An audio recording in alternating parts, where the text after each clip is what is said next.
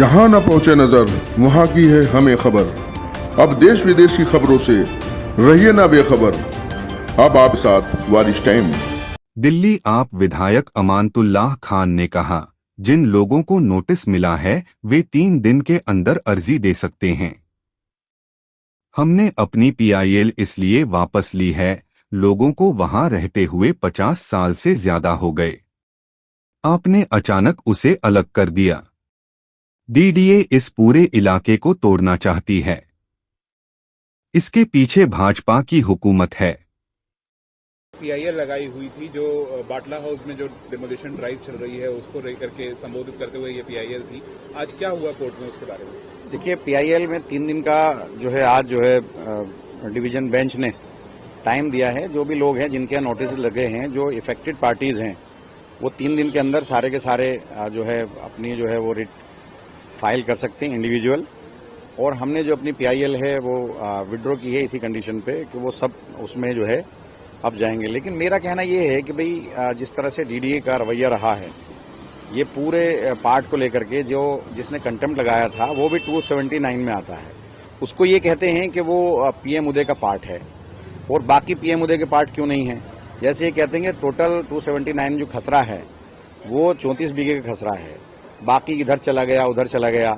9 बीघे ऐसा है जो हैवी बिल्डअप एरिया है या उसके ऊपर ये इंक्रोचमेंट दिखाते हैं। अब उसमें से 5 बीघा कह रहे हैं कि ये PM उदय का पार्ट है, यानी कि अनऑथराइज का पार्ट है, और 4 बीघे अनऑथराइज का पार्ट नहीं है। वो क्यों नहीं है भाई? आपने उसको PM उदय से बाहर कैसे निकाल दिया, जबकि सबसे जहां से अनऑथराइज इलाका शुरू होता है ये इलाका वो है मुरादी रोड। उसके बिल्कुल बराबर में जो है मेन बटला हाउस है। मुरादी रोड जो है ऑथराइज में आता है। मुरादी रोड के बिल्कुल जहां से स्टार्टिंग होती है वहां से अनऑथराइज शुरू होता है। और तकरीबन 71 से 71, 72, 73, 80, 80 से 70 के बाद से लोग वहां रह रहे हैं। 50 साल 54 साल वहां लोगों को हो गए। आपने अचानक उसको अनऑथराइज से अलग कर दिया, अचानक जो है आपने PM उदय से अलग कर दिया। मेरी ये समझ में आता जो GNCT एक्ट है, GNCT एक्ट में 2014 से लेकर 2026 तक वो एरिया तो वहीं था, वो उसमें कवर्ड क्यों नहीं होता? तो ये जिस तरह से DDA इस पूरे इलाके को डेमोलिशन करना चाहती है वो मेरी समझ से बाहर है। रेखा गुप्ता जी कह रही है कोर्ट का ऑर्डर है, लेकिन उनके वकील आकर के यहां तोड़ने की बातें करते हैं, यहां मुखालफत करते हैं। भाई अगर आप इनको नहीं उजाड़ना चाहते तो मेरी समझ में नहीं आता। भाई अगर जो PM उदय में, अब ये खुद बताएं DDA वाले कि 5 बीघा इसी खसरा में से PM उदय में कैसे आ गया, 4 बीघी बाहर कैसे हो गया, 5 बीघा जो है अनऑथराइज में अनऑथराइज रेगुलाइज में कैसे आ गया, 4 बीघा बाहर कैसे हो गया। तो ऐसे थोड़ी है कि एक घर आ गया एक घर नहीं आया, एक घर आ गया एक घर नहीं आया। तो ये जिस तरह से इन लोगों ने डिमार्केशन की है वो बिल्कुल ठीक नहीं है। और हम लोग इसीलिए मैंने विड्रॉ किया है कि मैं सुप्रीम कोर्ट के अंदर इसके डिमार्केशन को चैलेंज करूंगा। और किस तरह से इन लोगों ने PM उदय में कुछ एरिया को रखा है 279 के, कुछ एरिया को नहीं रखा, ये मैं चैलेंज करूंगा।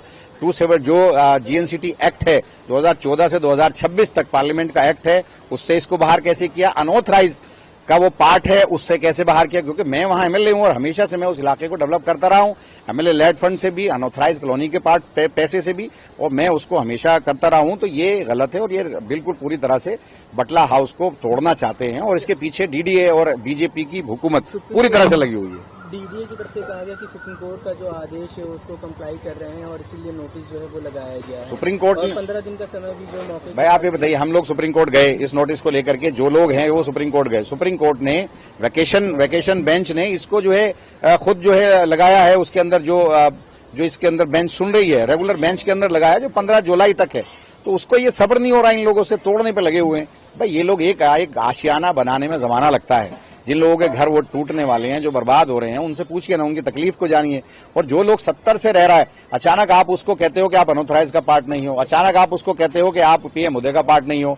कुछ एक घर PM उदय का पार्ट है, वही आदमी जिसने कंटेम्प्ट लगाई मतलूब, वो भी 279 के अंदर आता है, लेकिन उसका घर PM उदय में है, उसको बचा दिया, उस पर नोटिस नहीं लगाया। क्यों? क्योंकि वो इनसे मिलकर के उसने सेटिंग करके उसने जो कंटेम्प्ट लगाई थी, जिसका ये उसको फैज दे रहे हैं, फायदा दे रही है BJP। सर क्या स्टे है या? देखिए 3 दिन का टाइम दिया है कि 3 दिन तक वो पूछ रहे थे उससे कि भाई आप ये इंश्योरेंस तो दे के जाओ कि 3 दिन तक आप डेमोलिशन नहीं करोगे। तो DDA की जो वकील है वो 3 दिन भी नहीं दे रही थी। वहां आपने भी सुना, वहां सारे लोग थे, वो 3 दिन देने को तैयार नहीं, उनका तो बस नहीं चल रहा, नहीं तो रातों रात तोड़ दें।